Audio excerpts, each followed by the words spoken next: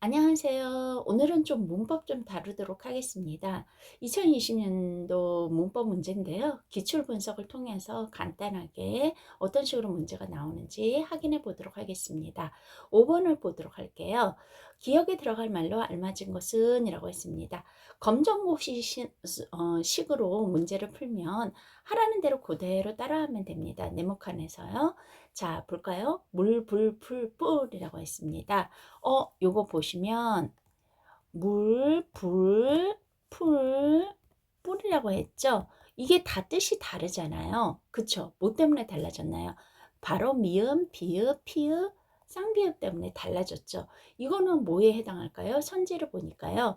기역, 니은, 디귿, 리을, 미음, 비읍, 비읍, 피읍, 시옷, 이응 이런 거 같은 거는 무엇에 해당하죠?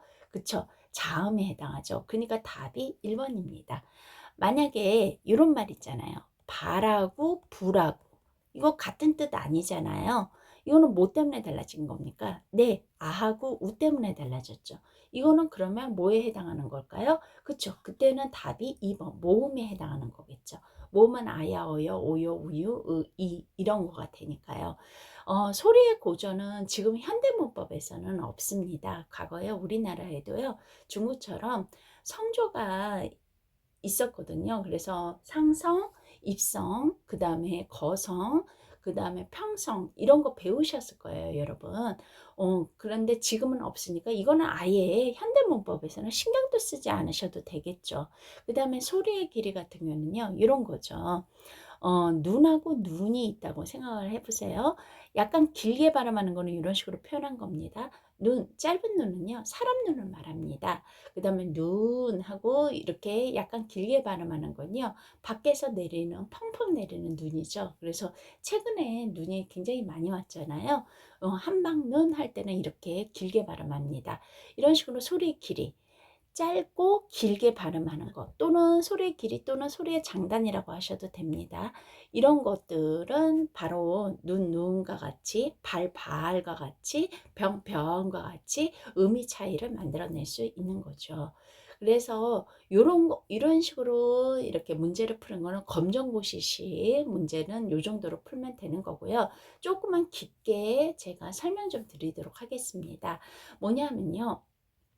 국어에서 말의 뜻을 구별해주는 소리의 가장 작은 단위를 뭐라고 그러냐면 음운이라고 합니다. 이거는 여러분들이 중3 때 배웁니다.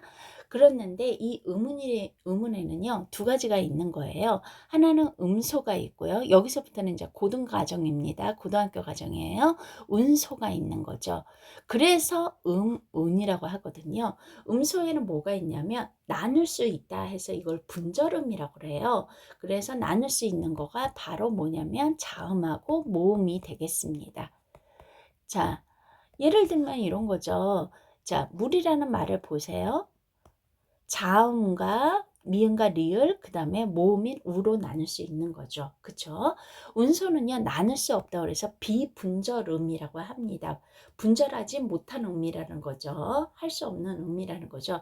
여기에는 강세라든지 억양이라든지 빠르기라든지 그 다음에 소리의 장단이라든지 이런 것들이 있어요. 무수히 많겠죠. 그러니까 여러분들이 혹시 들어보셨나요? 중학교 때도 들을 수 있고 고등과정에서도 들을 수 있었던 건데 어, 준언어적 표현이라는 말, 반언어적 표현이라는 말을 들어보셨나요? 거기에 해당하는 것이 바로 운소가 되겠습니다. 그런데 여러분들이 시험을 보실 때는 운소 중에서 장단, 즉 소리의 길이만 거기에 시험에 해당이 되거든요. 그리고 나머지들은 현대문법에서는 다루지 않습니다. 그렇기 때문에 5번에서 그거를 이미 기본적인 배경 지식을 가지고 있으셨다면 3번은 당연히 선지에서 탈락이 됩니다. 그리고 1번, 2번, 4번이 이렇게 그 중에서 고를 수 있는 거죠. 요거는 검정고시에서 조금 제가 더 해드렸어요. 왜냐하면 요즘 갈수록 검정고시도 난이도가 이렇게 중세문법이라든지 현대 문법이라든지 좀 문법이 과거보다 조금 디테일하게 나오거든요. 그래서 약간 좀 더 자세히 설명을 드렸습니다. 그 다음에 6번 보도록 하겠습니다. 향찰은 한자의 음과 뜻을 빌려서 우리말을 표기한 방법이다. 네, 향찰의 정의를 내리고 있네요. 향찰은 한자의 음과 뜻을 빌렸다. 자, 여러분들 생각을 해보세요. 향찰로 만든 작품이 대표적인 게 향가예요. 향가는 어느 시대 때의 작품이죠? 네, 신라시대 때 작품이에요. 근데 여러분, 한글은 언제 창제가 됐죠? 네, 바로 세종대왕이 1443년에 창제를 하고 1446년에 반포를 했단 말이죠. 그거는 조선시대예요. 이 말은 신라시대에는 한글이 없었다는 거죠. 훈민정음이 없었단 말이에요. 그럼 그 사람들은 무엇을 가지고 표기를 했었을까요? 우리말은 계속, 말로는 계속 이야기를 하고 있었을 거예요. 근데 표기할 수단이 없었던 우리나라는 중국의 한자를 빌려가지고 표기를 했단 말이에요. 근데 그때 신라시대 때 사람은요, 그 한자를 빌려다가요, 어떨 때는 뜻으로, 어떨 때는 음으로, 이런 식으로 표기를 했다라는 거죠. 그것이 바로 향차례에 표기하는 방법이었겠죠. 그것을 한번 문제를 통해서 알아보겠다는 겁니다. 여러분들이 과거서부터 쭉 기출 분석을 해보시면요. 이런 향찰이 나올 때 대표적인 작품은 항상 서동요가 나왔음을 알 수 있어요. 왜냐하면요. 검정고시는요. 합격하기 위한 시험이기 때문에 다른 작품으로 하기에는 너무 난이도가 높습니다. 그렇기 때문에 이 작품으로 계속 나와 있었고요. 오히려 이 부분의 보기 부분은요. 옛날에는 이런 식으로 해석이 안 되어 있고 한자로만 이렇게 되어 있어서 이렇게 문제를 푸는 방식으로 나와 있었거든요. 오히려 이 부분은 쉬워졌다고 생각하시면 되겠죠.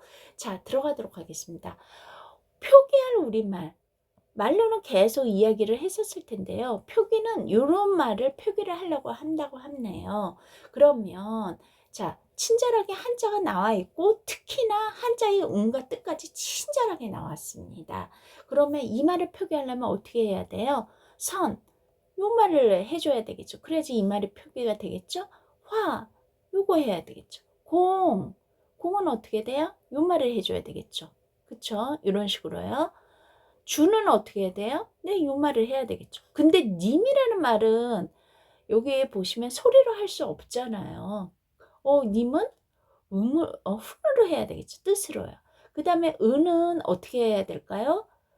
은은 소리로 해야 되니까 기억에서는 여러분들 요거 색깔을 바꿀게요. 기억에서는 뭘로 해줘야 되고요.